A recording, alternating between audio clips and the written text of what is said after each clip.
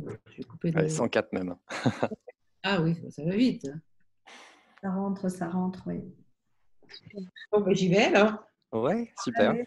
Ah, on ferme les micros? Oui. C'est bon, c'est Alessandra là, qui est à la manip? Non, mais tout le monde a été assez discipliné. Tout va bien. D'accord. Merci Alors, beaucoup. chers camarades, mesdames, messieurs, alors bienvenue à la première vidéoconférence organisée conjointement par le groupe Économie sociale et solidaire et le groupe Entreprendre de Sciences Po. Alors, je vous précise, avant qu'on commence vraiment la conférence, qu'à l'issue de l'exposé de Frédéric Gess, que nous sommes ravis d'accueillir ce soir, un temps sera réservé aux questions de la salle et que vous pourrez poser vos questions tout au long de l'animation. Donc, merci par avance à Claire Estelle Bourina qui se chargera de se faire l'écho de vos questions. Et je profite aussi de ce petit moment pour remercier Alessandra Martinez, qui est notre chargée de mission événementielle de l'association, grâce à laquelle a lieu cette conférence. Alors, nous sommes vraiment heureux que vous soyez nombreux, 106 pour l'instant, mais je pense qu'on sera plus nombreux au fil des minutes, que vous soyez nombreux pour répondre à cette invitation, pour venir découvrir si et comment la crise du Covid-19 peut accélérer la transformation de nos organisations. Alors, si vous êtes de ceux qui ont tendance à voir la bouteille à moitié pleine, vous avez certainement été attirés par une lecture optimiste, voire prometteuse, de ce que l'on peut faire de cette question. Certes, on le sait, nul n'était préparé à la situation que nous vivons actuellement. Et nous savons maintenant, tous les politiques et les experts nous le répètent sur tous les tons, que le monde d'après sera différent du monde d'avant. Celui d'hier, tout simplement, il y a peu longtemps.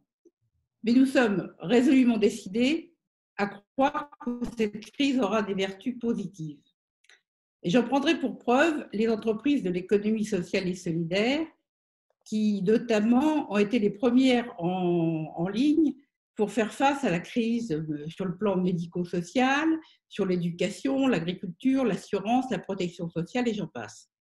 Tous nos concitoyens qui ont fait preuve de créativité, de responsabilité, de solidarité, en multipliant toutes les initiatives et les entraides, c'est quelque chose que l'économie sociale et solidaire doit développer et encourager, car ce sont des nouvelles résiliences collectives qui vont faire d'un monde de demain un monde meilleur.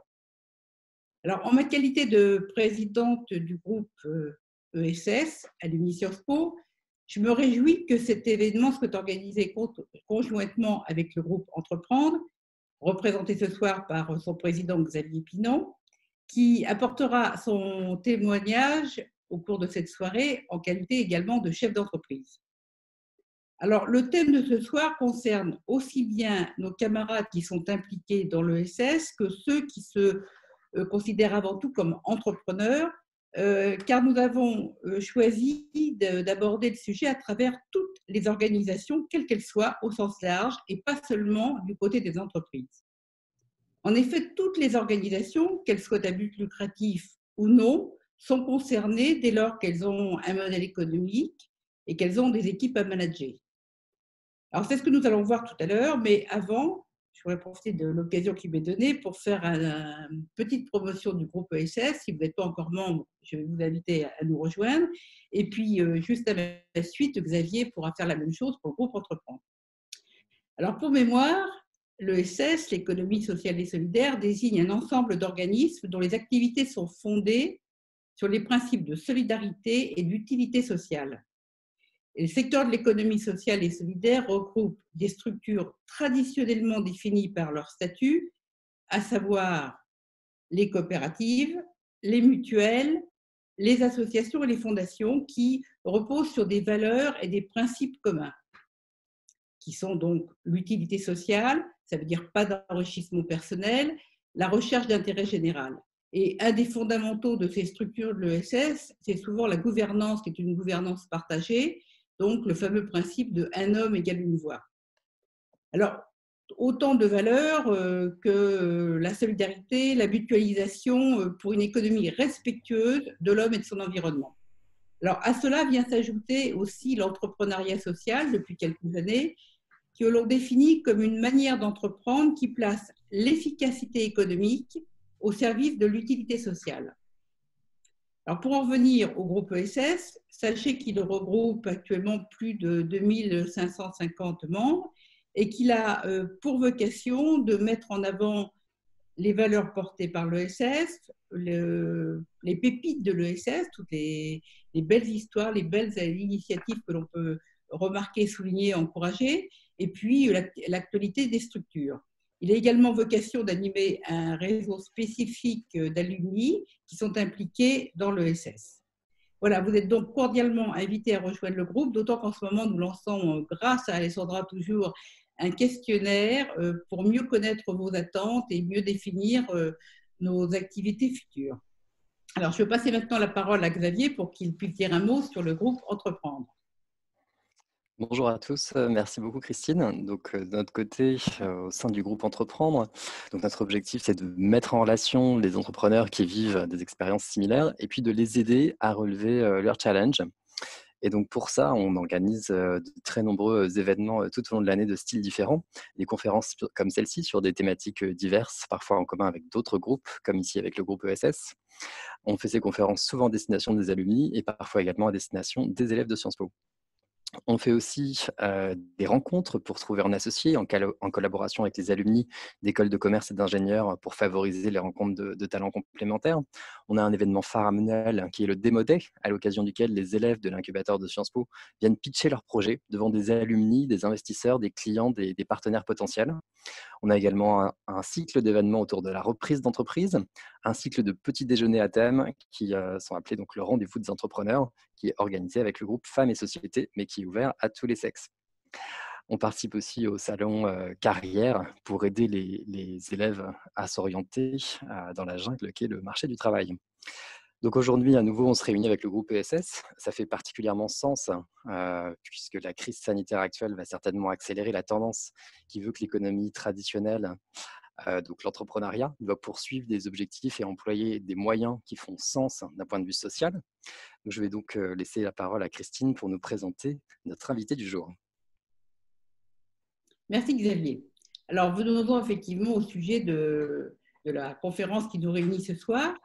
Alors, pour vous dire qu'il y a quelques semaines, c'était en février, donc début février, c'était vraiment le monde d'avant. Nous avions eu le plaisir d'accueillir Frédéric Gesque à l'occasion de la sortie du guide du dirigeant responsable lors d'une manifestation qui était déjà co-organisée par le groupe ESS et le groupe Entreprendre. Il faut dire qu'on a pris goût à cette coopération, puis on la renouvelle quelques semaines plus tard.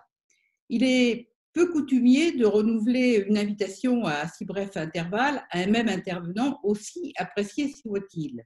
Mais là, nous avons décidé de faire une exception, car Frédéric Gesque avait beaucoup à dire sur un sujet dont nous pouvons aujourd'hui faire une lecture prémonitoire. Je veux parler de la capacité des dirigeants à relever les défis dans un monde incertain. Ça nous parle vraiment, le monde incertain. Alors Frédéric, votre passion et d'accompagner les dirigeants et managers et de partager vos expertises en management, leadership, gouvernance et croissance d'entreprise. Et c'est sur cette passion que vous avez tracé et construit votre carrière. Votre expertise, vous la tenez de vos différentes expériences depuis plus de 20 ans. Vous avez été consultante en communication et puis ensuite vous êtes consacrée pleinement à l'accompagnement des entrepreneurs et des dirigeants. Et après avoir récemment dirigé pendant 5 ans la Fédération du réseau Entreprendre, vous avez pris la direction générale de la Ligue nationale contre le cancer, qui est une énorme ONG, comme chacun le sait, qui repose sur 600 salariés et 14 000 bénévoles. Alors, qui mieux qu'une dirigeante comme vous, qui a accompagné de nombreux dirigeants dans les situations les plus complexes, pouvez évoquer les mutations profondes que nous pouvons attendre de la crise du Covid-19. Alors, qu'est-ce qu'on va avoir? Les nouvelles relations au travail, nouveaux modes de management et d'organisation, accélération du digital, recentrage des organisations vers la recherche du bien commun. Ça cause tout de suite beaucoup plus l'ESS. Frédéric, vous appréhendez la crise sanitaire du Covid-19 sous un angle surprenant puisque vous parlez d'opportunités. Alors pourquoi et comment parler d'opportunités au cœur d'une crise sanitaire et sociale sans précédent et si angoissante. Alors, bonsoir à tous déjà, et c'est vrai, merci à Xavier et à Christine de cette invitation à contribuer. Merci de votre présence et de votre participation à tous. C'est vrai qu'en ces temps d'enfermement et d'isolement, on est toujours ravis de pouvoir se croiser, échanger et partager un petit peu ce qu'on vit au quotidien. Alors, évidemment, on est tous bouleversés par la crise sanitaire et les centaines de morts qui quotidiennement nous rappellent en fait notre vulnérabilité. Le Covid-19, c'est une crise sanitaire, mais c'est aussi un choc économique, social, culturel, qui a d'ailleurs très brutalement et complètement désorganisé, je dirais même déréglé nos organisations. Malgré les progrès technologiques, on se rend compte que finalement, le Covid nous remet face à notre réalité, c'est-à-dire l'impermanence du monde, notre absence de maîtrise, nos fragilités et puis l'océan d'incertitude dans lequel on navigue. On sait que le choc économique, il va être violent sur la durée. Le choc social, il est important et je pense que dans l'entreprise, il est d'autant plus important que ce confinement nous a fait perdre une fonction qui me semble majeure dans l'entreprise, et pour l'employeur, qui est celle de générateur en fait du lien social. Donc clairement aujourd'hui, on ne peut plus prévenir l'avenir. Edgar Morin disait attends-toi à l'inattendu. Je pense qu'on est en plein dedans. J'ai envie de reprendre aussi les propos de Jean Stone, le prospectiviste formidable qui avait préfacé justement mon guide et qui disait déjà dans ce guide il y a quelques mois qu'il fallait qu'on avance en zigzag parce que l'environnement n'évoluait plus de façon linéaire, mais par événements brutaux inattendus. On voit effectivement qu'il était assez visionnaire sur ce point. Donc effectivement, on navigue dans la complexité, dans les paradoxes du siècle. On n'avait pas prévu l'expérience qu'on vit aujourd'hui. On entend beaucoup ces dernières semaines, ces derniers jours, il y aura un avant et un après dans les organisations, dans les entreprises. Donc effectivement, pourquoi avoir des opportunités dans cet après ? Alors vous savez peut-être qu'en Chine, le mot crise a deux significations, menace et opportunité. Et c'est vrai qu'en fait, une crise, même aussi terrible que celle qu'on vit, elle va forcément donner naissance à des mutations, à des changements que je pense nous pouvons rendre positifs, à condition évidemment de tirer les leçons de ce qu'on vit, d'en profiter pour réinventer la relation au travail, l'engagement de nos collaborateurs. Et c'est pour ça que c'est vrai qu'il me semble vraiment important qu'on puisse partager les expériences, partager ce qu'on vit et les initiatives quand elles sont positives pour justement s'en inspirer. Forcément, la tension qu'on vit aujourd'hui dans nos entreprises, la brutalité qui nous a été imposée, ça ne peut qu'accélérer des transformations, des mutations qui se dessinaient déjà avant. Et j'espère, en tout cas à titre personnel, profondément, que ça permettra, au-delà du drame sanitaire, de faire bouger les lignes et effectivement d'accélérer certaines transformations vers plus d'humains, plus de coopération, de cohésion, de nouveaux modes de management, enfin tout ce dont il me semble qu'on ait vraiment besoin aujourd'hui dans l'entreprise. Donc je me dis qu'effectivement, c'est de notre responsabilité en tant que manager, en tant que dirigeant, en tant qu'entrepreneur, de faire de cette crise une opportunité pour nos organisations. Et je dirais même plus, je pense qu'il faut qu'on soit très attentif à ça parce que l'après-crise pourra très facilement avoir des effets inverses extrêmement négatifs. On sait bien que la peur, ça conduit plutôt naturellement à la régression, à des comportements de repli sur soi, de contrôle. La crise économique aussi qu'on va subir, on pourrait imaginer que ça pousse à des postures dans l'entreprise qui pourraient ne pas être propices à la prise en considération des salariés. On peut imaginer des pressions pour gagner en productivité, pour rattraper des retards business. Et tout ça fait qu'effectivement, il me semble impératif que vraiment les dirigeants puissent prendre conscience individuellement et collectivement du sujet et se poser la question, qu'est-ce qu'on voudra demain construire? Est-ce qu'on veut construire un nouveau monde? Quel rôle en tant que manager, en tant que dirigeant pourrait y jouer? Est-ce qu'on va être en capacité de construire une réalité qui puisse ouvrir à plus de confiance, de responsabilité, d'authenticité, de solidarité? Voilà, et c'est en ce sens en fait qu'il me semble vraiment intéressant, très important d'observer ce qu'on vit en ce moment, cette période inédite, la façon dont on la vit dans nos organisations, avec nos équipes, nos doutes, nos expérimentations, nos échecs, mais pour pouvoir en tirer effectivement des leçons qui soient des opportunités pour demain. Alors Frédéric, vous avez rejoint il y a 6 mois la direction générale de la Ligue nationale contre le cancer. Alors, vous-même, pratiquement, comment avez-vous vécu en tant que dirigeante l'arrivée du Covid-19 et quelles leçons immédiates tirez-vous de cette expérience inédite? Alors déjà, à la Ligue, c'est vrai qu'on a une chance inouïe, c'est qu'on est entouré en fait de médecins, de chercheurs de grande qualité, et qu'on a également un président bénévole emblématique et assez visionnaire que vous connaissez certainement pour l'avoir au moins croisé dans les médias, puisqu'il s'agit du professeur Axel Kahn. Alors c'est vrai que grâce à eux, grâce à lui, on a été très vite informés, sensibilisés à ce qui était en train d'arriver et puis surtout à ce qui allait arriver. Donc ça nous a permis, si tant est que c'était possible, en tout cas d'essayer d'anticiper. C'est vrai que la responsabilité d'une organisation comme la Ligue contre le cancer, je dirais, quand il y a une crise comme le Covid, elle est presque plus importante ou en tout cas plus complexe encore que dans une entreprise traditionnelle parce que en complément de notre responsabilité vis-à-vis des salariés, eh bien, il faut ajouter celle de l'accompagnement et du soutien des personnes atteintes de cancer qui sont forcément très exposées.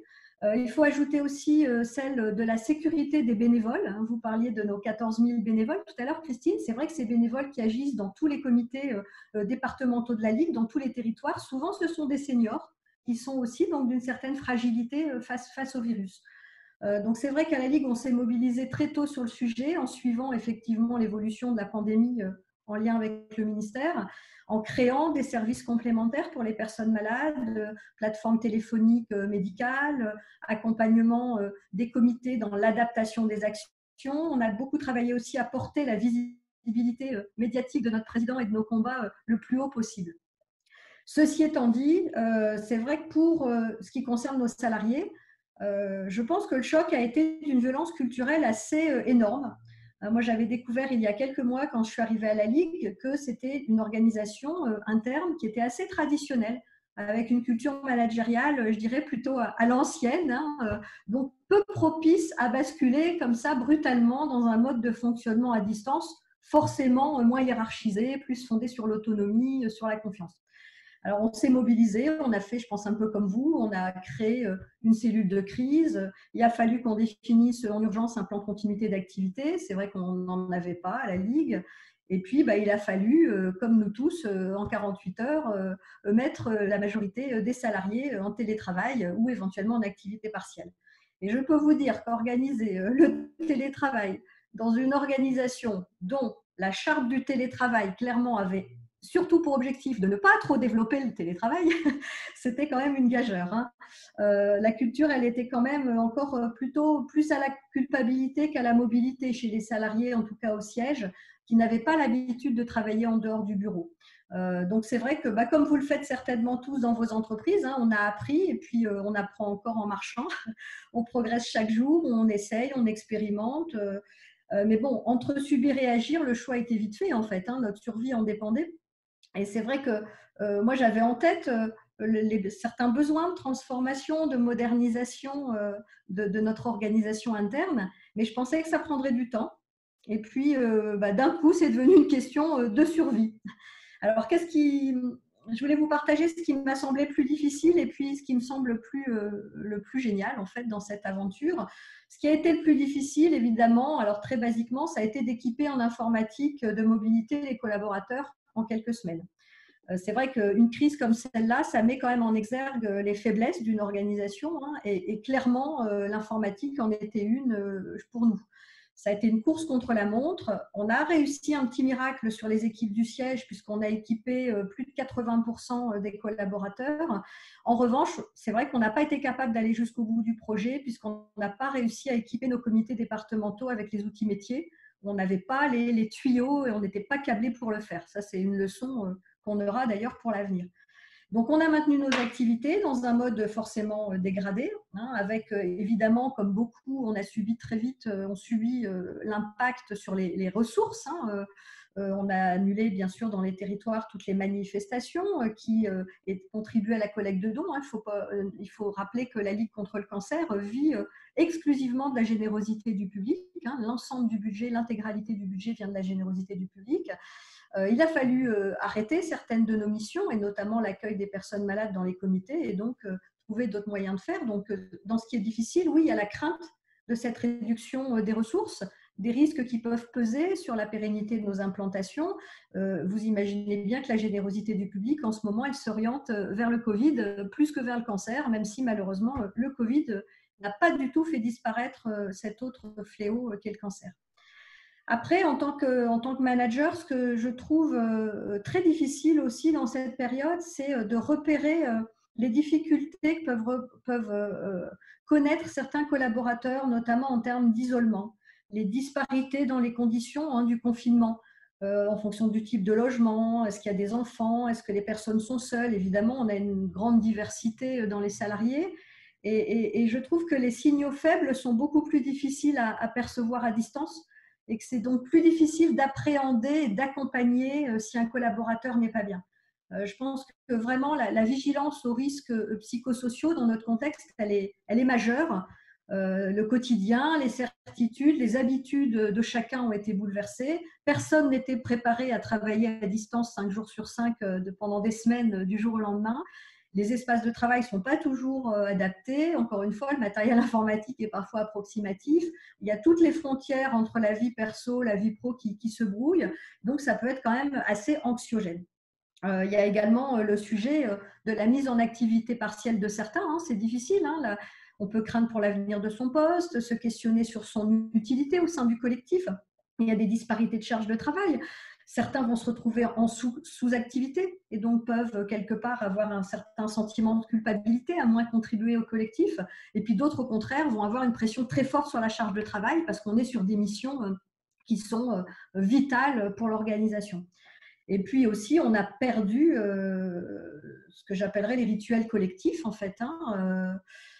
C'est difficile parce qu'il faut maintenir le sentiment d'appartenance, la cohésion en fait d'une équipe. Donc forcément, on doit diriger différemment, prioriser faire vivre le collectif, passer plus de temps avec CN-1, travailler plus en informel, jouer la transparence de l'information. Et donc finalement, on est assez plongé effectivement dans je trouve, ce que je ressens, c'est qu'on est vraiment plongé dans la transformation des organisations que j'avais évoquées avec mes 40 et quelques experts et entrepreneurs contributeurs quand j'avais fait le bouquin.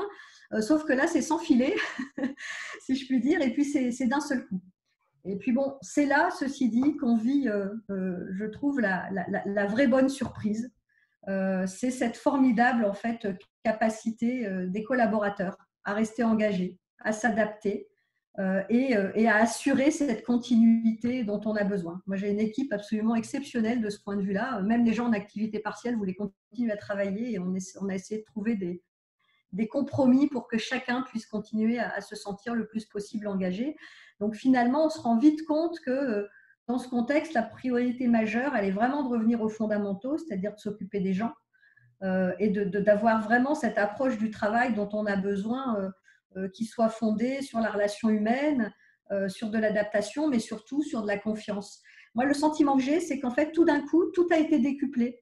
La responsabilisation de chacun, le besoin de coopération, la transversalité, l'entraide, le lien, l'engagement pour la cause, c'est ça qui devient vraiment une opportunité. Et dans tout ce qui est positif, ce que je trouve fou, c'est l'accélération en fait incroyable de la digitalisation de l'organisation. C'est vrai que chez Réseau Entreprendre, moi je venais d'une organisation, d'une structure qui était très nomade, très dans la mobilité, donc tout ça pour moi c'était naturel. Quand je suis arrivée à la Ligue, j'ai eu l'impression effectivement qu'il allait falloir tout recommencer. Et en fait là, dans les faits, on a fait sauter plein de verrous, on a fait sauter plein de freins. Les équipements informatiques, moi quand j'étais arrivée, que j'avais parlé de télétravail, on m'avait dit non, c'est impossible de mettre des PC portables. Les gens avaient encore des unités centrales dans les bureaux, donc on en était quand même très loin de la mobilité. Et aujourd'hui, tout le monde trouve super de travailler à distance. L'usage des outils de visioconférence, les outils de gestion de projet, etc. Finalement, ce qui semblait impossible encore il y a quelques semaines, c'est fait. Et ça, je me dis, c'est gagné. On a levé des freins culturels aussi, côté RH par exemple, pour le télétravail. On est vraiment sorti des règles et des contraintes pour ouvrir ce travail à tous et on a démontré que c'était possible. Il y a aussi ce que moi j'appelle le paradoxe de la cohésion à distance. En fait, la semaine dernière, on a fait une visio avec à peu près 80% des salariés du siège Donc, en inclusion, je leur avais demandé de partager via le chat un petit peu les ressentis de cette période. Et en fait, dans les ressentis, évidemment, il y avait des choses difficiles sur la solitude, etc. Mais il y avait souvent des ressentis qui étaient on travaille mieux ensemble, on est plus à l'écoute, il y a plus de bienveillance entre nous. Alors, on sent que les rapports humains, finalement, ils se transforment.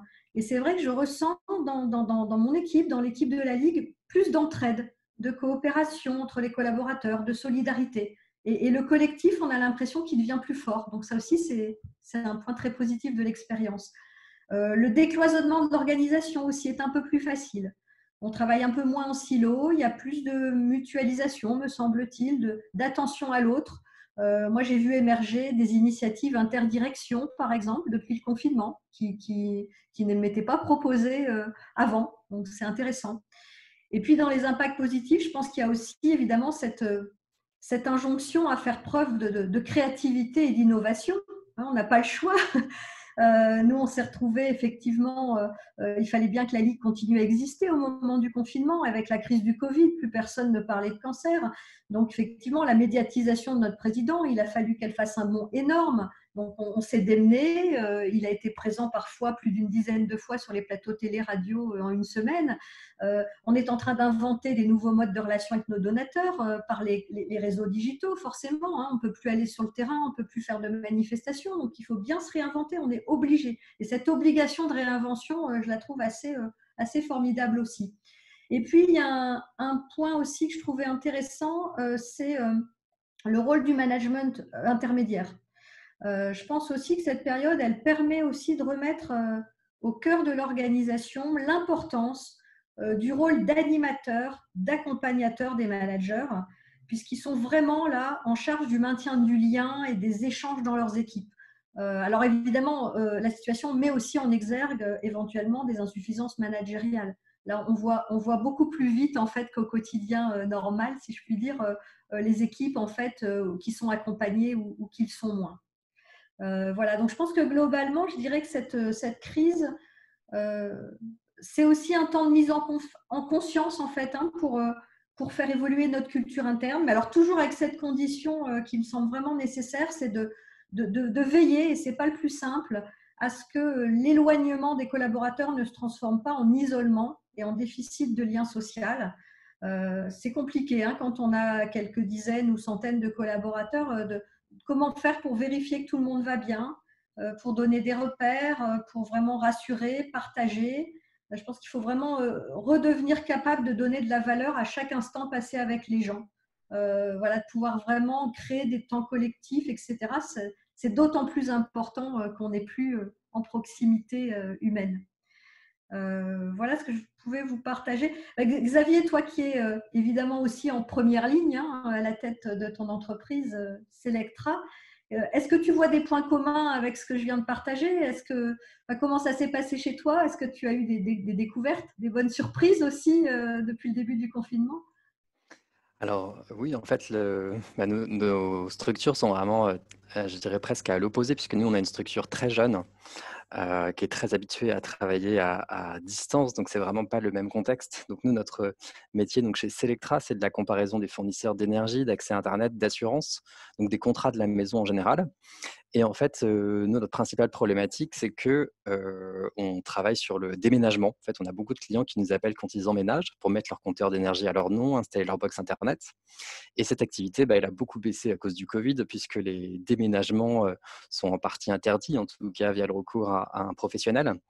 Et donc, on a en fait 1100 collaborateurs aujourd'hui qui sont en majorité des téléconseillers qui prennent en charge ce type de demande pour vendre donc ces différents contrats. Donc du coup, au tout début du confinement, nous on a été confrontés à ces deux problématiques-là, la chute de l'activité et le passage en télétravail de 1100 personnes qui sont étalées sur plusieurs pays. On avait déjà eu le cas de l'Italie où on a des bureaux et qui donc sont eux qui sont passés en télétravail en premier, ce qui nous a permis de nous adapter pour les autres de façon un peu plus facile. Mais la gestion quand même humaine de la transition, même si on est un groupe jeune et habitué au nomadisme, on va dire, bien, c'était pas si simple que ça, notamment parce qu'on est partenaire de grands groupes qui, eux, ne voulaient pas qu'on passe en télétravail, en disant « Ah non, non, non, sécurité des données personnelles, vous ne pouvez pas faire en sorte que des collaborateurs saisissent des données personnelles chez eux. Donc, merci de ne pas passer en télétravail, restez au bureau. » Donc, pour le compte de certains grands groupes, on a dû laisser des collaborateurs, une cinquantaine de collaborateurs, seuls au milieu de bureaux vides de 600 personnes qui, eux, étaient tous partis en télétravail. Donc, ça entraînait vraiment humainement des décisions difficiles, enfin, une gestion difficile en termes de management, mais pas de notre fait, mais plutôt de celui de nos partenaires.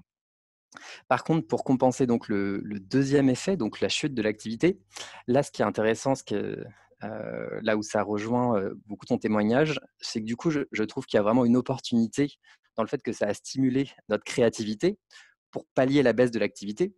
On ne voulait pas mettre d'effectifs au chômage partiel. Pour autant, on avait beaucoup moins d'appels donc pour cette population de téléconseillers. Et donc, on a réussi à trouver des nouvelles manières de toucher nos clients. Concrètement, donc on a pris un commercial qui a des talents d'acteur et on lui demandait de filmer une vidéo chez lui en montrant voilà, comment je me suis organisé pour mon confinement, voilà comment je travaille. Mon métier, c'est de réduire vos factures. On a moins d'appels en ce moment. C'est le moment peut-être pour vous de réduire vos factures d'énergie. Alors appelez-moi. Et on a fait circuler ça sur les réseaux sociaux, sur Facebook. Et on l'a fait à grande échelle avec des budgets significatifs. Et ça a marché. Donc, ce qui est bien en plus, c'est que ça nous a permis de prendre en charge tous les soucis techniques, organisationnels que ce type de campagne peut générer. Mais ça nous a permis de relancer l'activité de façon partielle au moins. Et surtout pour l'avenir, c'est un nouveau canal d'acquisition qu'on a ouvert, pour lequel on a surmonté la plupart des obstacles, et un peu en mode commando, parce que comme chez vous, quand il a fallu passer en télétravail, tout le monde s'est mobilisé pour rapidement faire en sorte que ça fonctionne.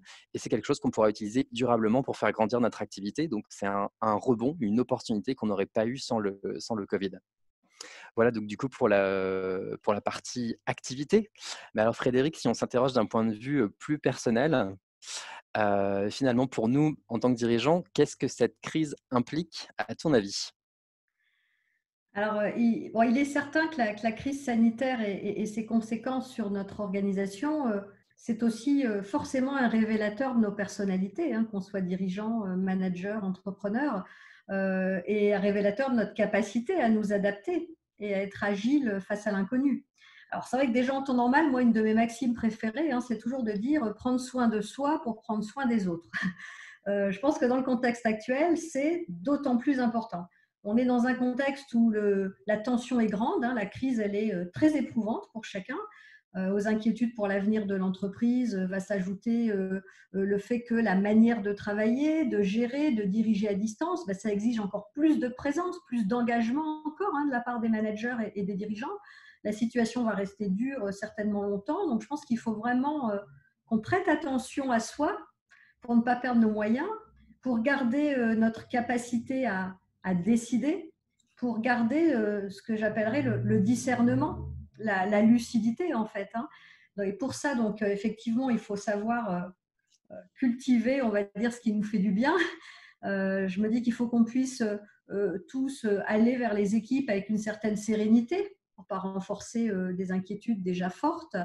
Il faut y aller avec de l'humilité, parce qu'en fait, il faut quand même reconnaître qu'on a assez peu de réponses aujourd'hui pour l'avenir.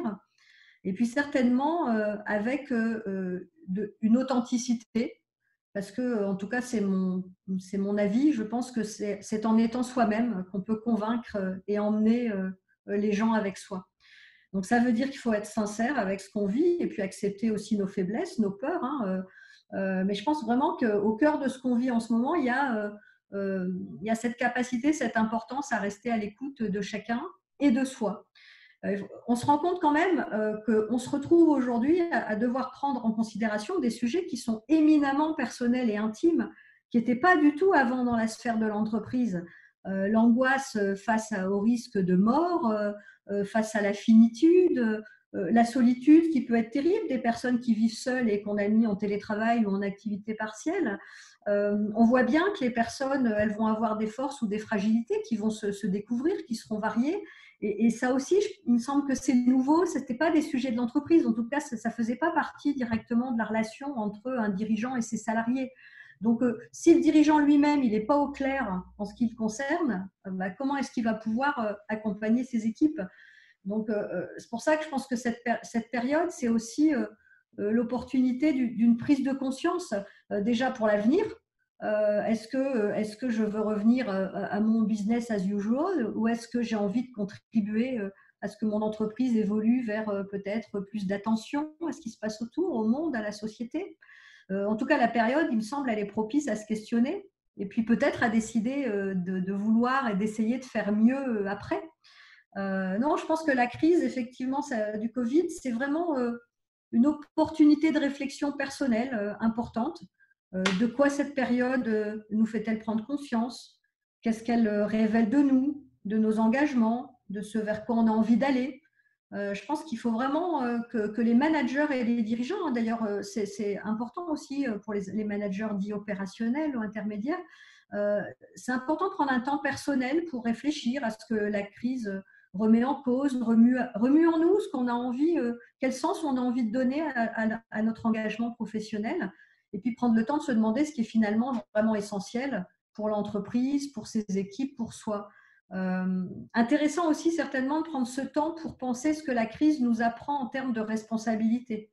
Qu'est-ce qu'on souhaite incarner dans notre activité, dans notre business? Quelles valeurs, quel engagement on a envie de porter, quelle part on a envie de prendre dans le monde? Oui, je pense qu'il y a un travail intérieur à mener parce qu'on peut se laisser aussi tétaniser par nos peurs, par l'enfermement. Personne n'est à l'abri, évidemment, des inquiétudes et de la peur.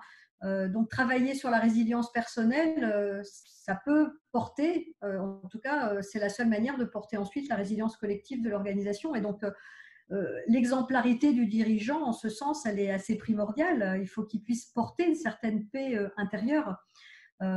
Et dans ce sens-là, je dirais aussi que du coup, c'est peut-être plus important que jamais aussi de s'ouvrir plus encore aux autres, échanger avec ses pairs, contribuer au réseau de dirigeants, garder contact, partager en fait, jouer le viral, le collectif. Oui, je pense que globalement déjà, de toute façon, les crises, les contraintes, c'est propice à la remise en question. Et il me semble qu'on peut prendre ce défi aussi comme une opportunité de développement personnel. C'est vrai que dans le guide du dirigeant responsable, j'avais consacré toute une partie en fait à ce sujet du développement personnel du dirigeant.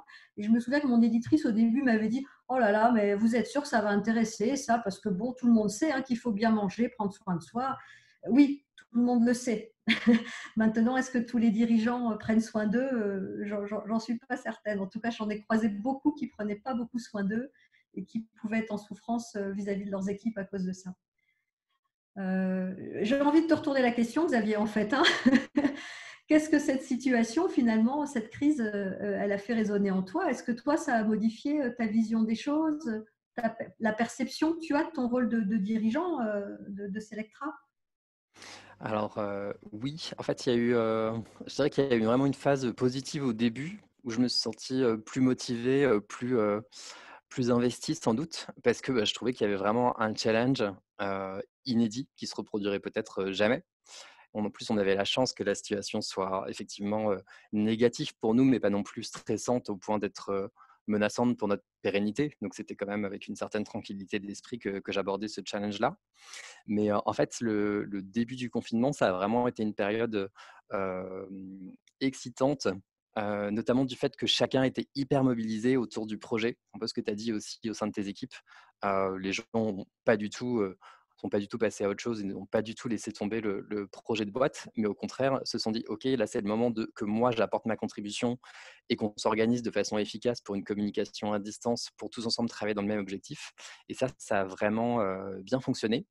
Et moi, j'ai vraiment senti ce mouvement fort en interne, porté par une équipe soudée et motivée. Donc finalement, malgré la perte d'activité, dans l'immédiat, on va dire, j'ai trouvé ça vraiment enrichissant et même agréable.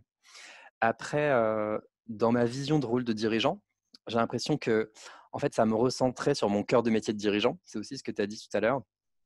Et ça me recentrait peut-être de deux façons. Donc, nous, on est une entreprise marchande. Avant tout, l'idée, c'est de générer des revenus en se montrant créatif. C'est quand même la crise, il faut payer les salariés à la fin du mois. Et c'est à cette condition qu'on peut commencer à se poser d'autres questions sur le sens de l'action. Donc, il y a peut-être plein de monde qui met la charrue avant les bœufs et s'imagine que la première question à se poser, c'est celle du sens. Je pense que la première question à se poser, c'est quand même celle de l'argent, parce que personne ne vit de sens et d'eau fraîche. Donc, il faut commencer par pouvoir payer les salaires à la fin du mois. Et puis, l'autre cœur de métier de dirigeant dans lequel je me suis retrouvé, c'était entraîner une grande équipe vers un but commun. Et ça, c'est assez challengé par le télétravail quand même. Donc, c'est en fait ça revient au leadership en fait. Et donc, j'ai vraiment l'impression que dans cette phase, c'est ces deux cœurs de métier du dirigeant qui sont ressortis comme étant les plus importants et ce sur quoi il fallait se recentrer. Et après, donc, je pense qu'une fois qu'on est sorti d'affaires, qu'on a eu le temps de prendre du recul, qu'on est passé à la suite, on peut vraiment tirer des leçons personnelles, on va dire, plus permanentes. J'ai l'impression qu'en tant que dirigeant, la crise nous aide à accepter que l'avenir est imprévisible. Ça aussi, c'est quelque chose que tu as évoqué tout à l'heure. Tout peut arriver du jour au lendemain et potentiellement balayer une organisation qu'on tenait pour acquise. Et je crois que si on l'accepte en tant que dirigeant, en fait, on va dégager de la sérénité vis-à-vis des équipes à qui, en fait, on va faire comprendre que nous, on accepte cet imprévu, on accueille cet imprévu. Et du coup, on les sécurise sur le fait que c'est normal, il y a des choses qui arrivent, et puis on va les gérer, et puis on fera du mieux possible, mais c'est pas grave, et on va y arriver quand même.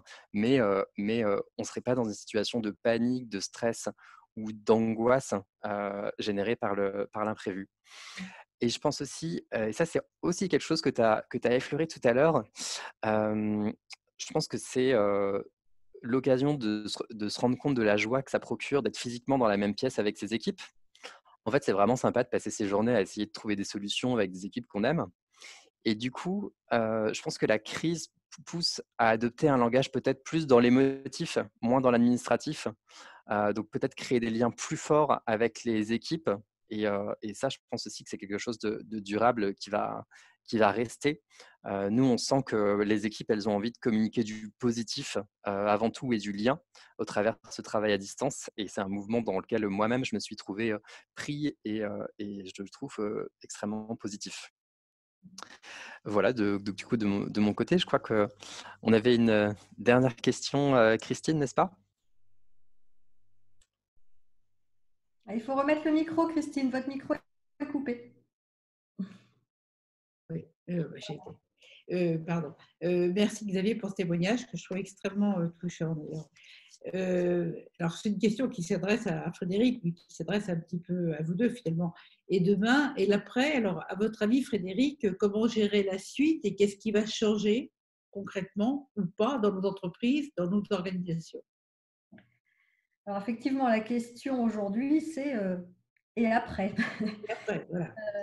Alors déjà, premier point, je pense que déjà, ce qui est essentiel, c'est de se projeter. C'est de préparer l'avenir, c'est de faciliter, encore une fois, la résilience de chacun et du collectif.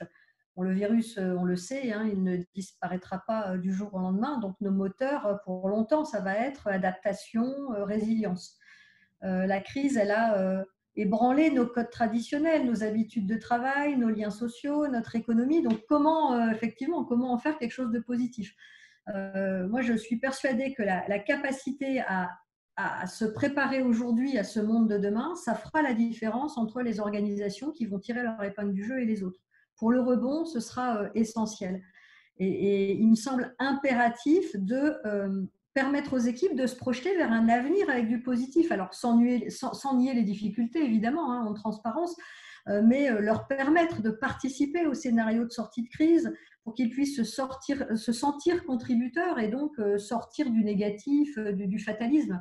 Comment on va changer notre feuille de route? Qu'est-ce qui va changer après le confinement? Il faut vraiment prendre ce temps collectif de construction, d'innovation. Alors, ça peut être par plein de sujets. Ça peut être en se mettant effectivement en capacité de prendre en considération la transformation digitale, c'est-à-dire en profiter pour finaliser plus rapidement que prévu certains projets de transformation numérique. Ça peut être dans le fait de pérenniser des nouveaux rites managériaux, plus courts, plus horizontaux. Ça peut être effectivement d'apporter plus d'attention à la dimension humaine, ce dont parlait Xavier il y a quelques minutes, et puis aussi tirer parti de cette formidable créativité, cette capacité d'innovation qu'on évoquait tout à l'heure et qu'on voit vraiment émerger chez les salariés. On voit bien qu'avec le travail à distance, avec l'utilisation des outils numériques, l'état d'esprit des salariés est challengé. Donc, à nous d'en faire quelque chose sur la durée et de préserver cette créativité pour que ce soit un moteur de croissance, un moteur de développement ou de redémarrage, en tout cas pour demain. Il ne faut pas oublier, encore une fois, que la crise, elle éveille des peurs chez certains, même des peurs ancestrales, encore une fois, la force de la nature, notre vulnérabilité, la finitude, etc. Et que toutes ces fragilités, ces inquiétudes sont source d'anxiété, de découragement et donc potentiellement source de désengagement aussi des salariés. Donc, si on ne les nourrit pas de projets, d'ambition et de dynamique positive, à mon avis, ce sera difficile. La résilience, c'est ça, c'est comment vivre, comment réussir en dépit de l'adversité. Donc, c'est comment se relever individuellement et collectivement après l'épreuve. Donc, ne pas être dans le repli sur soi, mais dans la solidarité, c'est vital.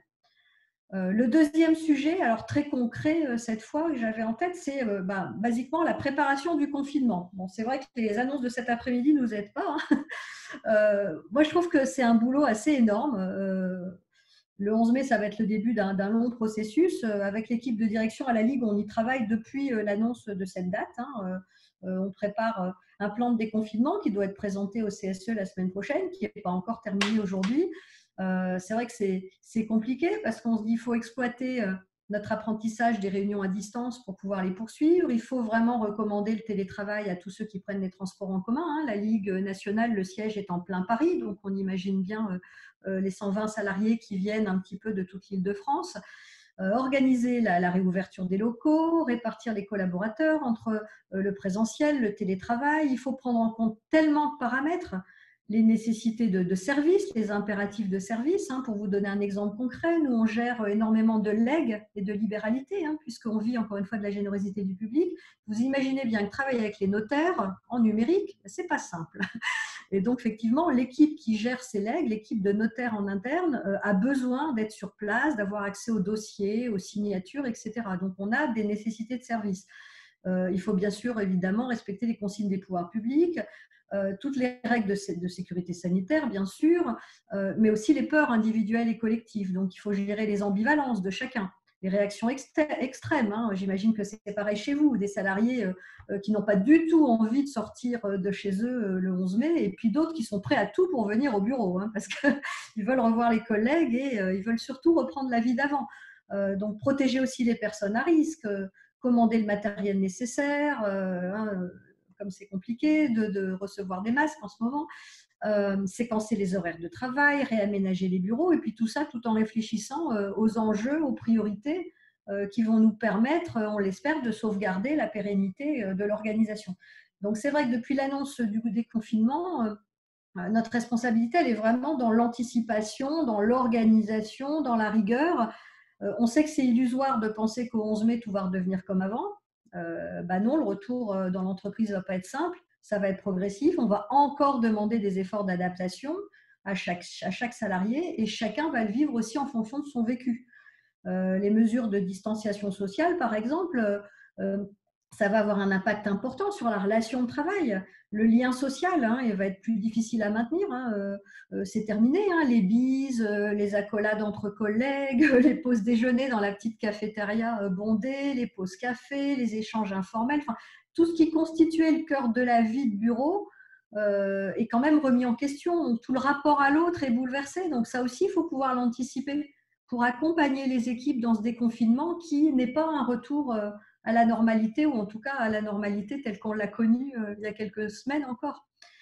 Et alors, troisième sujet, effectivement, Christine, dans ta question, c'est comment tirer bénéfice, encore une fois, de cette expérience. J'avais lu une intervention de la philosophe Cynthia Fleury qui disait qu'après la crise, il faudrait combattre ceux qui nous diront qu'il faudra continuer comme avant. Alors, c'est vrai qu'on le disait tout à l'heure, il me semble que la période qu'on vit, elle est propice au changement, elle est propice à la réinvention, encore une fois à condition d'être lucide, de ne pas se laisser paralyser par nos peurs et faire preuve de lucidité. Xavier, tu le disais bien tout à l'heure, c'est accepter le monde d'incertitude et l'inconnu qui est devant nous. Alors, on est nombreux, fort heureusement, à porter depuis longtemps l'envie, la conviction qu'il faut réinventer l'entreprise de demain. Et donc, on peut certainement faire des contraintes de la crise Covid une opportunité supplémentaire pour cette réinvention. On a vu avec le confinement que parfois des comportements collectifs protègent des vulnérabilités individuelles. C'est une bonne leçon intéressante qui peut être un levier aussi dans notre entreprise. Donc, comment générer des nouvelles dynamiques, comment poursuivre la mutation de nos organisations vers plus d'humains, plus de collectifs. Moi, j'aime beaucoup le terme de solidarité. Il faut vraiment repenser nos modèles. Alors, c'est clair qu'il va falloir s'inscrire dans le temps, donner du temps au temps, prendre le temps de la vision, du sens, mais en tout cas, surtout ne pas repartir comme avant. Et je pense que pour déclencher le processus de résilience, de toute façon, il va falloir impérativement faire différemment, en tout cas pour les entreprises qui ne travaillaient pas déjà là-dessus. Alors, je vois pas mal de champs d'action. Je vois quelqu'un qui pose la question dans le chat de comment. Alors, il y a pas mal de champs d'action et de réflexion, me semble-t-il. J'avais noté, par exemple, le champ de la gouvernance et du leadership. C'est vrai que c'est un moment intéressant pour se poser cette question. Comment bien diriger? Quel type de leader j'ai envie d'être et de devenir demain? Est-ce que le leadership que je porte est un leadership qui est au service de son équipe, de la mission de son organisation? Est-ce que ma parole, mon action aussi s'inscrivent dans cette sincérité, cette authenticité, cette solidarité? Est-ce que l'expérience du Covid me permet d'aligner mon action, le sens de ma mission, les valeurs que j'ai envie de porter? Ça, je trouve que c'est un moment de questionnement qui est intéressant et important. Deuxième sujet, à mon avis, de réflexion et d'action, évidemment, c'est tout ce qui concerne l'organisation du travail, les relations au travail, bien sûr.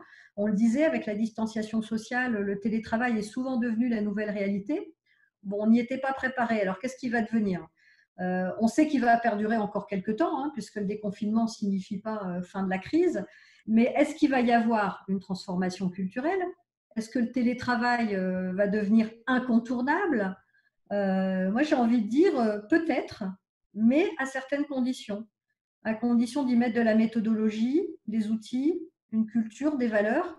Moi, j'ai bien vu à la Ligue, on a fait comme on a pu, mais on l'a fait en bricolage, on l'a fait en improvisation, alors qu'en fait, ça se pense, ça s'organise.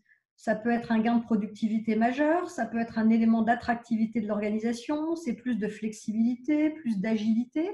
Mais on voit aussi les difficultés d'un télétravail généralisé, pas structuré, imposé à tous. Ça ne peut pas convenir à tous. Il faut aussi protéger la communauté de travail, il faut protéger le collectif. On a fait comme la démonstration que avec le confinement, que le télétravail, en fait, ce n'était pas forcément pour tous et que surtout, ça ne pouvait pas être improvisé. Ce n'est pas un vieux PC posé sur la table de la salle à manger au milieu des devoirs des gamins. Et aujourd'hui, c'est souvent le cas.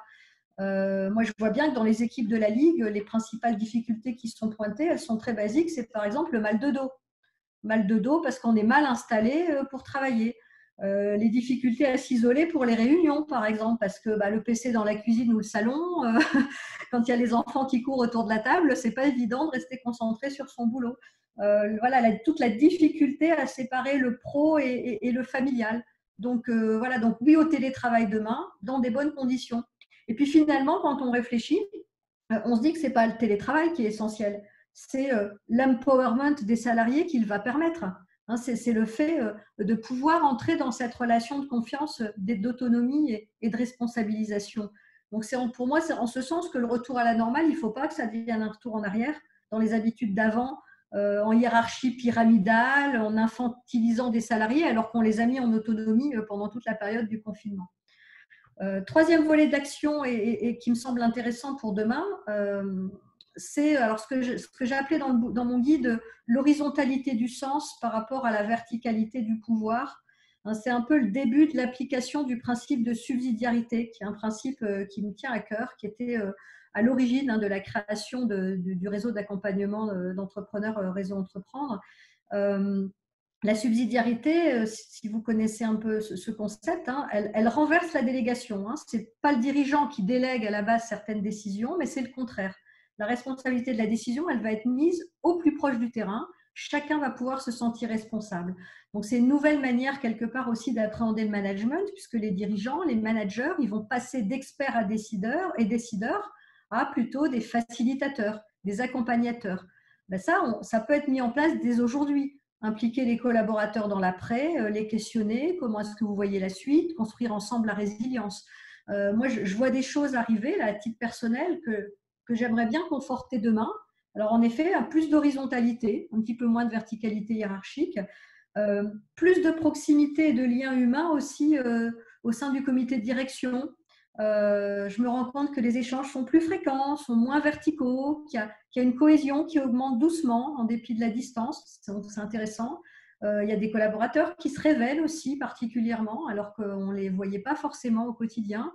La communication interne, qui est vraiment le nerf de la guerre. La disponibilité, l'accessibilité des managers et de la direction pour donner accès à l'information. La libération de la parole. Je pense que avec ce confinement, avec ce travail à distance, il a fallu aider les gens à libérer un peu la parole. Et cette libération peut aider à développer un climat de confiance pour inciter à échanger, à partager, à confronter les points de vue et progressivement à ce que les gens prennent plus d'initiatives. Ce qui me semble aussi devoir poursuivre sa mutation dans l'après, ça va être le management opérationnel, je crois que j'en parlais tout à l'heure, essayer d'éviter surtout de revenir au micro-management, hein, garder comme levier managérial plutôt l'évaluation des résultats, le feedback, sortir du contrôle, du présentéisme quand c'était le cas dans le passé, hein, en fonction des organisations. Encore une fois, je pense que la période qui va s'ouvrir là, dans les mois qui viennent ne va pas forcément être facile. Si on veut favoriser cette résilience dont on a besoin, il faut que les managers opérationnels jouent ce rôle de soutien des salariés, d'accompagnement pour prendre un nouveau départ. Ce sera peut-être parfois difficile, hein, il va falloir mettre des mots sur les difficultés.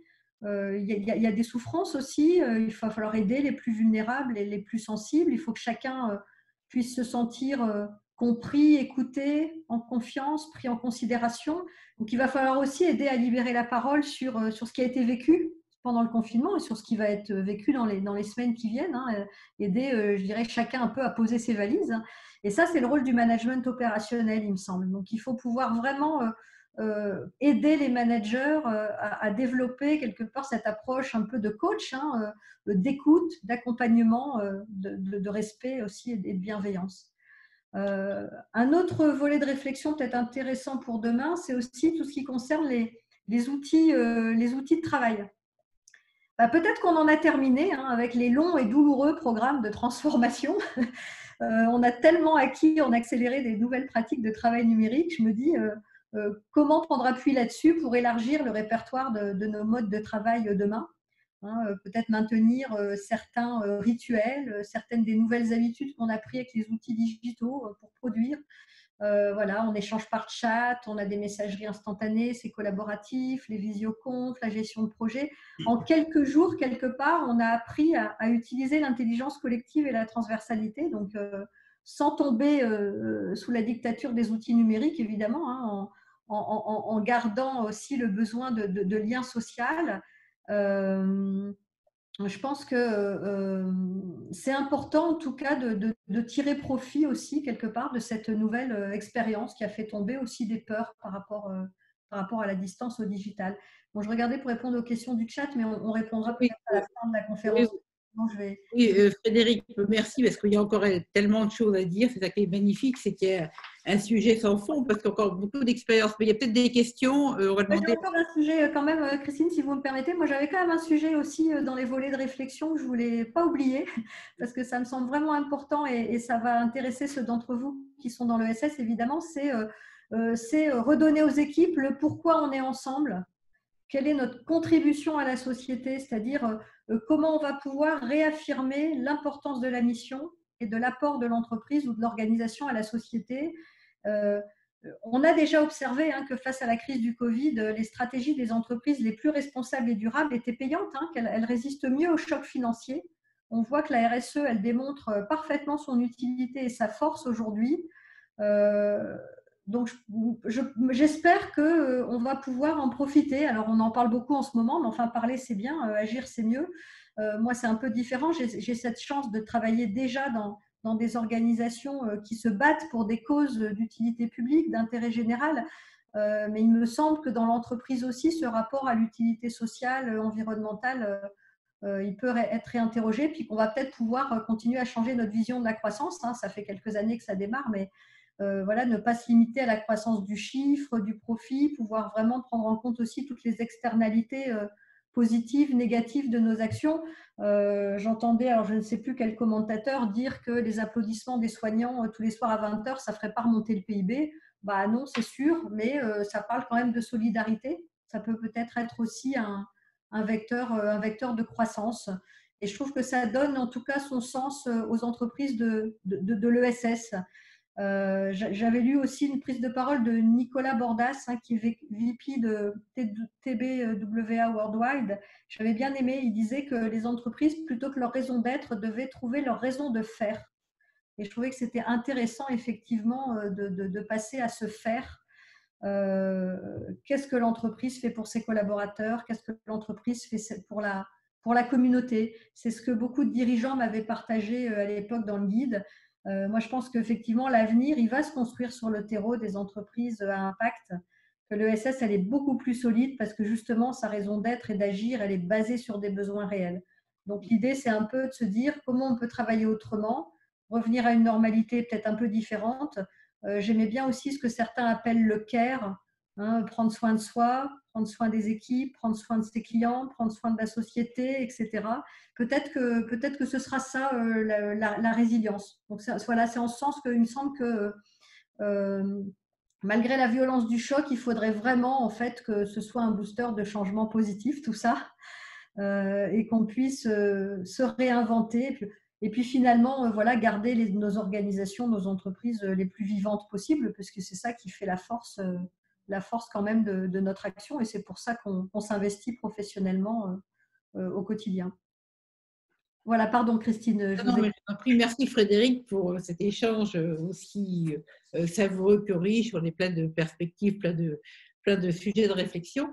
Mais je voudrais peut-être qu'on laisse la parole un peu à nos camarades qui sont peut-être formuler peut-être déjà des questions. Donc c'est peut-être c'est Claire Estelle qui prend la main. Oui, j'ai noté des questions dans le chat pendant vos interventions. Juste avant d'en relayer quelques-unes, je voulais vous dire que sont remontés beaucoup de commentaires positifs. Je crois que tout le monde est content de pouvoir participer à ce genre de rencontres, même quand on est chacun chez soi. Et visiblement, beaucoup de gens ont été inspirés par vos témoignages. Donc, merci beaucoup pour l'organisation. Et alors, première question de Anne-Lise Fontan qui nous demande, en fait, ne faut-il pas libérer les managers d'une charge opérationnelle souvent trop élevée pour leur laisser le temps de manager et de créer le collectif?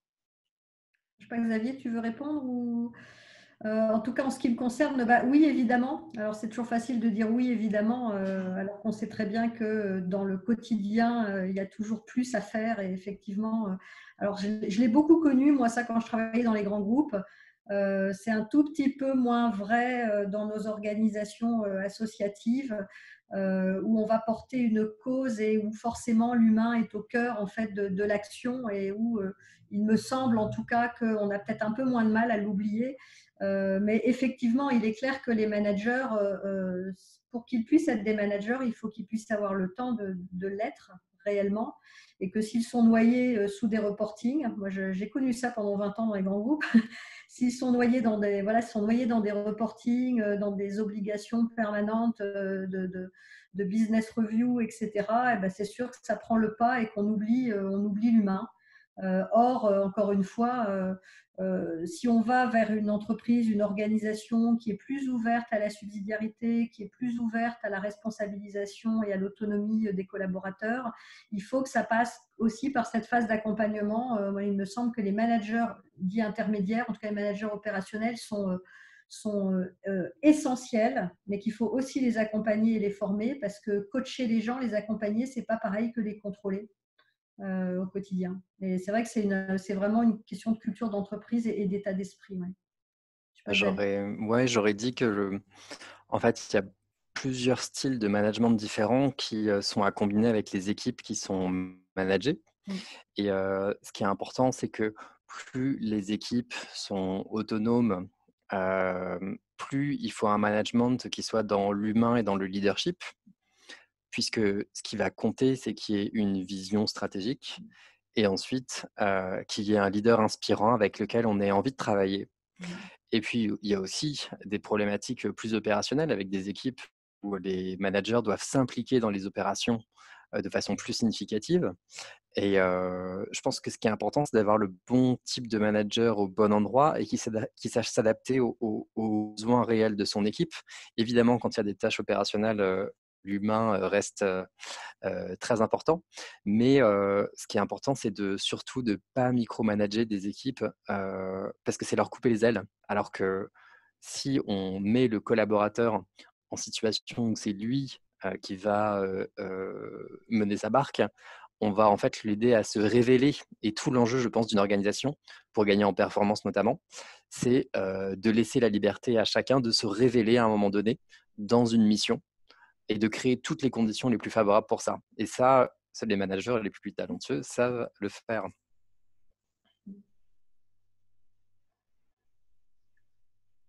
Merci beaucoup. Du coup, je me permets de vous relayer une nouvelle question de Florence Hardy qui nous demande si vous ne pensez pas que cette période permet de faire un petit peu tomber les masques et les fonctions au profit de plus d'authenticité des salariés.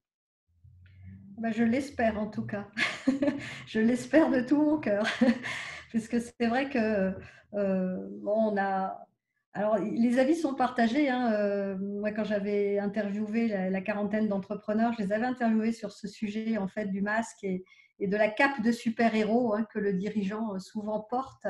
Et certains me disaient encore qu'il était hors de question pour eux de montrer une émotion à leurs équipes et qu'ils devaient être un super-héros et qu'il ne fallait surtout pas qu'il soit dans l'authenticité, qu'il fallait qu'il laisse à la porte du bureau. Moi, je ne rejoins pas du tout ça. Je suis persuadée que plus on est authentique, enfin, plus on est soi-même, en fait, et plus on assume qui on est, et plus on arrive à entraîner les gens. Et c'est vrai que dans ces périodes difficiles, dans ces contextes complètement fous qu'on est en train de vivre, on voit bien que la relation humaine, elle est encore plus importante que dans le quotidien qu'on a connu dans le passé, dans la relation de travail, et que le partage effectivement des ressentis, des émotions, il aide beaucoup les collaborateurs en fait à se retrouver et à comprendre que c'est normal et en fait que leurs managers sont dans la même situation qu'eux et que c'est normal qu'on vive ça ensemble. Donc, pour moi, oui, ce contexte, je pense, est propice à cette authenticité ou en tout cas, comme on disait tout à l'heure, à ce travail sur soi qui permet d'accompagner les collaborateurs parce qu'on vit la même chose ensemble et qu'effectivement, on va pas… Alors évidemment, on a quand même ce devoir, bien sûr, de ne pas inquiéter, de rassurer, d'accompagner. Donc, on ne va pas non plus… faire peur aux gens et montrer toutes les peurs, mais en tout cas de pouvoir échanger, partager en conscience en fait les ressentis de chacun. Enfin, moi, ça me semble vraiment important pour les entraîner en fait après dans la dynamique positive de reconstruction. Pour peut-être rebondir sur le sujet, je ne sais pas si ça va changer quelque chose, cette histoire de Covid sur le masque que chacun porte en milieu professionnel, mais je pense que c'est un facteur très grave de non-épanouissement au travail que de porter tous les jours un masque sur soi. Et je vois énormément de personnes qui le portent, ce masque. Je le vois en entreprise. Donc, en fait, si jamais vous avez quelqu'un qui porte un masque en face de vous en entreprise en tant que dirigeant, en fait, vous n'allez pas pouvoir établir la communication. Donc, quand les choses vont pas bien, ce sera vraiment très difficile de rétablir la situation puisque vous n'avez pas accès à la personne qui est en train de vous parler et vous savez très bien que le masque du sourire est infranchissable. Et donc ça, c'est vraiment, en tant que dirigeant, je trouve une situation très difficile et qui bloque les personnes qui en souffrent dans leur évolution professionnelle. Et je le vois aussi dans mes amis, dans les relations qu'ils ou elles peuvent avoir avec leurs entreprises. Et je vois que mes amis qui sont les moins épanouis professionnellement sont celles qui n'arrivent pas à se défaire de ce masque et qui pensent que c'est essentiel pour être bien perçu en entreprise que de le porter au quotidien. Je pense que ça les rend malheureux et je pense que ça les bloque dans leur évolution professionnelle et que les deux vont de pair. Donc, je ne sais pas si le Covid est une bonne occasion de lutter contre, mais par contre, il faut vraiment lutter contre parce que c'est un problème très, très grave en personnel et professionnel à la fois. Voilà. Alors, peut-être pour reparler encore un peu d'après, Stéphanie Claire nous demande si vous pensez marquer le coup pour la fin du confinement, pour accueillir le retour des collaborateurs dans un monde déconfiné, même si bien sûr ça va rester dépendant des gestes barrières, etc. Alors ça, c'est une question que je me pose. En fait, je suis très très ennuyée parce que à la Ligue, on va déconfiner entre guillemets de manière extrêmement progressive. Et en fait, assez peu de collaborateurs finalement vont revenir au siège ou en tout cas aucun à temps plein. Puisque j'ai ce qu'on appelle des délégations chez nous, donc c'est des directions en fait, certains services en fait qui vont rester en télétravail total et d'autres vont mixer en fait télétravail et présence au siège.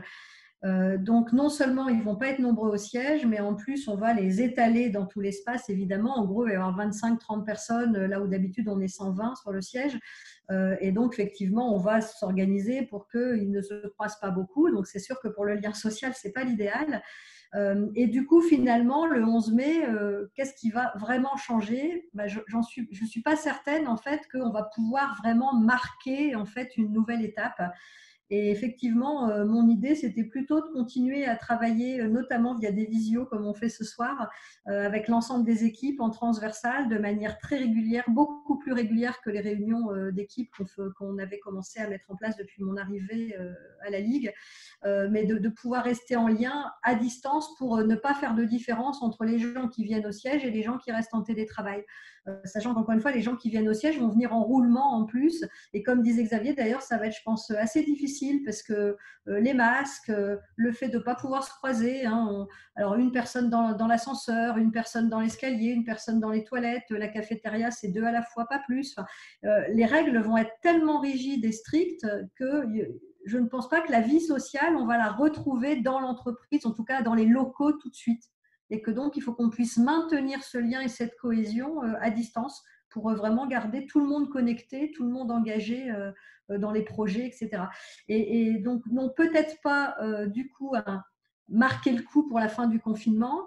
En revanche, se projeter dans l'avenir. Donc là, effectivement, avec l'équipe de direction, on est en train de définir les grands enjeux en fait et nos grandes priorités, de définir des thèmes, et on va proposer des groupes de travail transversaux sur la base du volontariat pour que chacun justement puisse apporter une contribution sur un thème qui l'intéresse pour préparer la suite, préparer l'avenir.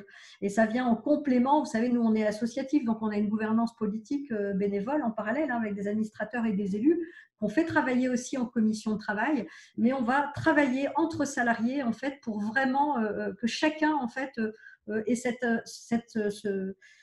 contribution personnelle en fait au fait qu'on construise la suite ensemble. Je verrais plutôt ça plutôt que à marquer le coup pour la fin du confinement, parce que franchement, j'ai du mal à voir la fin du confinement le 11 mai.